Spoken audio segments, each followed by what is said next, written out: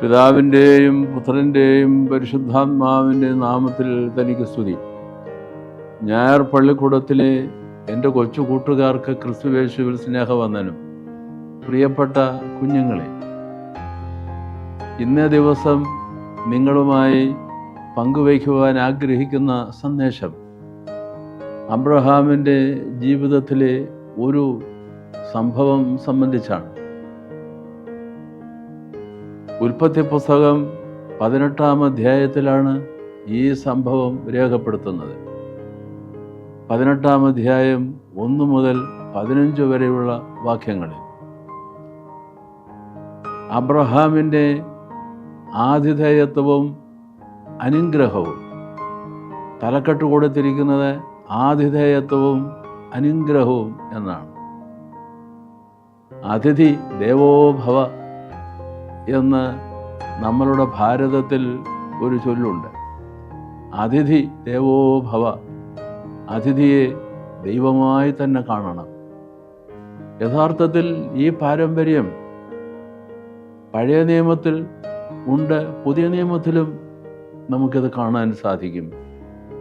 ദൈവതുല്യരായി അതിഥികളെ നമ്മൾ പരിഗണിക്കണം, അവരെ സ്വീകരിക്കണം, കരുതണം എന്നൊക്കെ നമ്മൾ പ്രത്യേകമായി തിരുവചനത്തിൽ നിന്നും പഠിക്കുന്നുണ്ട്.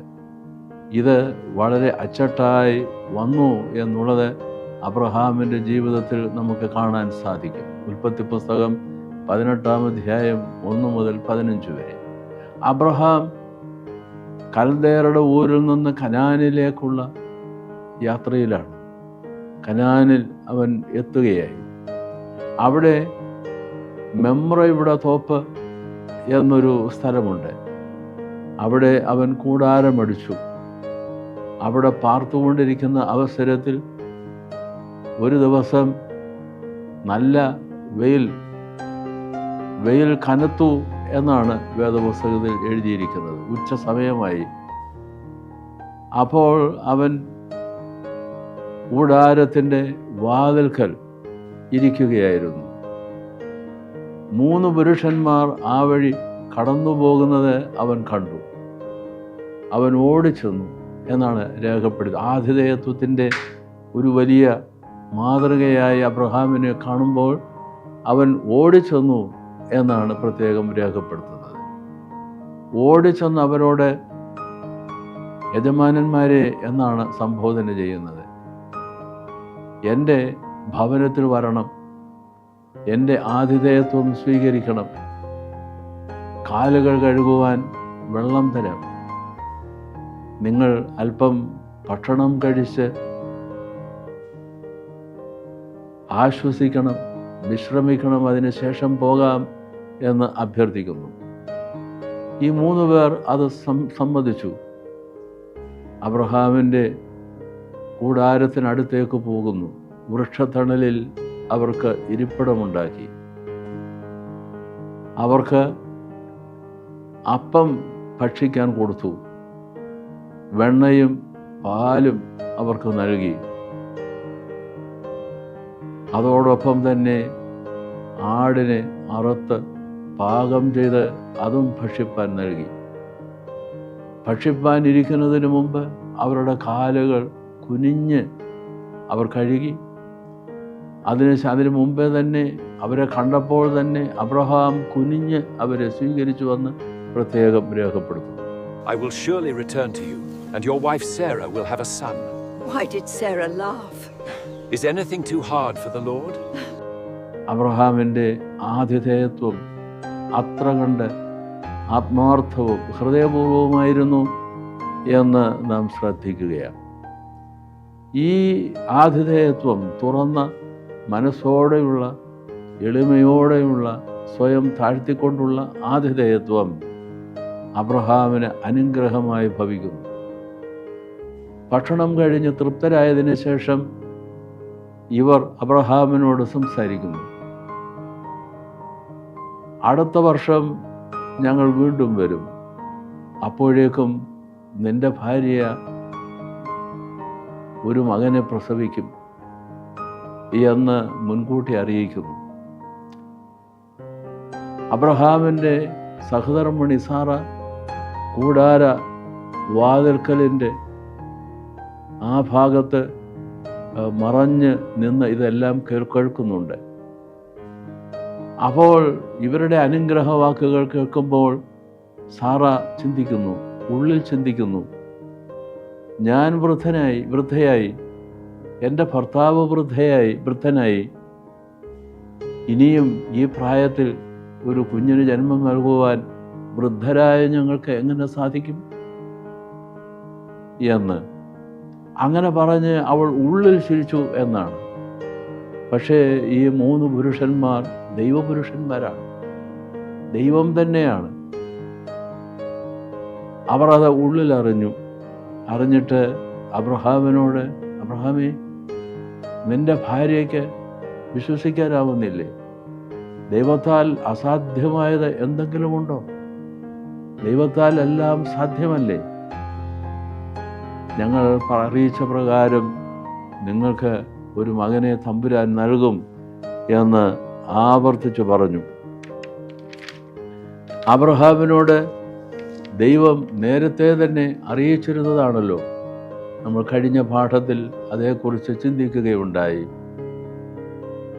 നീ വലിയൊരു ജാതിയാകും എന്ന വലിയ വാഗ്ദത്തം. ആ വാഗ്ദത്തം ഇവിടെ നിറവേറപ്പെടുകയാണ് എന്നുള്ളതും നമുക്ക് ഓർക്കാം. ഉൽപ്പത്തി പുസ്തകം 12-ാം അധ്യായം 1 മുതലുള്ള വാക്യങ്ങളിൽ നമുക്കത് കാണാൻ സാധിക്കും. ആ വാഗ്ദത്തത്തിൻ്റെ പൂർത്തീകരണമാണ്. അത് ആവർത്തിച്ച് ഈ ദൈവപുരുഷന്മാർ, ദൈവം തന്നെ അബ്രഹാമിനോട് അത് ഓർമ്മിപ്പിക്കുന്നു. അങ്ങനെ ആതിഥേയത്വം വഴിയായി ദൈവം അവരെ സന്ദർശിക്കുന്നു. അതിഥികളായ ദൈവം അവരെ സന്ദർശിക്കുന്നു. അബ്രഹാമിൻ്റെ ആതിഥേയത്വം സ്വീകരിച്ച് അനുഗ്രഹം നൽകുന്നതായി നാം കാണുകയാണ്. ഉൽപ്പത്തി പുസ്തകം 18-ാം അധ്യായം 1 മുതൽ 15 വരെയുള്ള ആ ഭാഗത്തിന് വേറൊരു വലിയ പ്രാധാന്യമുണ്ട്. സഭ ഇവിടെ പാരമ്പര്യപ്രകാരം, വ്യാഖ്യാനപ്രകാരം ഈ 3 പേർ ആരായിരുന്നു? അതേ സംബന്ധിച്ചുള്ള വിവരണം നാം വായിക്കുമ്പോൾ പ്രത്യേകം നാം തിരിച്ചറിയുകയാണ്, ദൈവം തന്നെയായിരുന്നു. അതുകൊണ്ട് പിതാക്കന്മാർ പറയുകയാ, ഈ 3 പേർ, പിതാവ്, പുത്ര, പരിശുദ്ധാത്മാവ് ആവാം, ദൈവത്തിൻ്റെ ആ സാന്നിധ്യം അറിയിക്കുന്ന ആ 3 ആളത്വങ്ങളാണ്, ആളുകളാണ് എന്ന് നമുക്ക് തിരിച്ചറിയാൻ സാധിക്കും. ഇതിൻ പ്രകാരം ഈ സംഭവത്തിൻ്റെ അടിസ്ഥാനത്തിൽ 3 പേർ ഇരുന്ന് ഭക്ഷണം കഴിക്കുന്നത് തൃത്വത്തിൻ്റെ സാന്നിധ്യമായി തിരിച്ചറിഞ്ഞുകൊണ്ട് അങ്ങനെ ഒരു ഐക്കോണിക് റെപ്രസെൻറ്റേഷൻ, ഐക്കൺ ഓർത്തഡോക്സ് സഭയുടെ പാരമ്പര്യത്തിൽ നിലനിൽക്കുന്നുണ്ട് എന്നും നാം പ്രത്യേകം കാണുകയാണ്.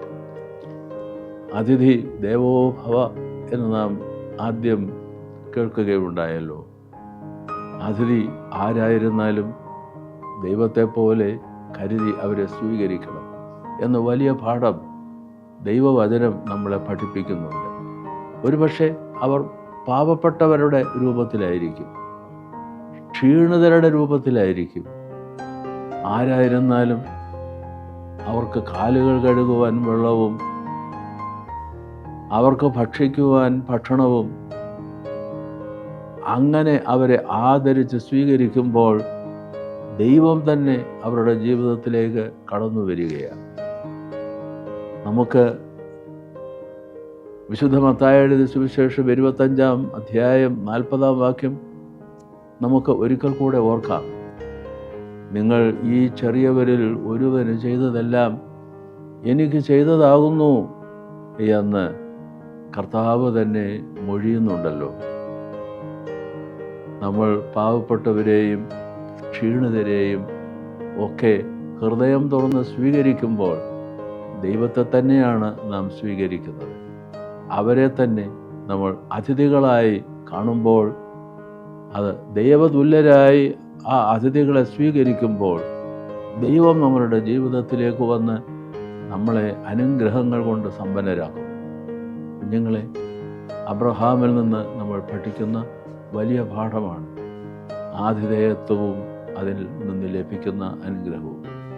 ദൈവത്തിൻ്റെ കൃപ നാം എല്ലാവരിലും എപ്പോഴും ഉണ്ട്.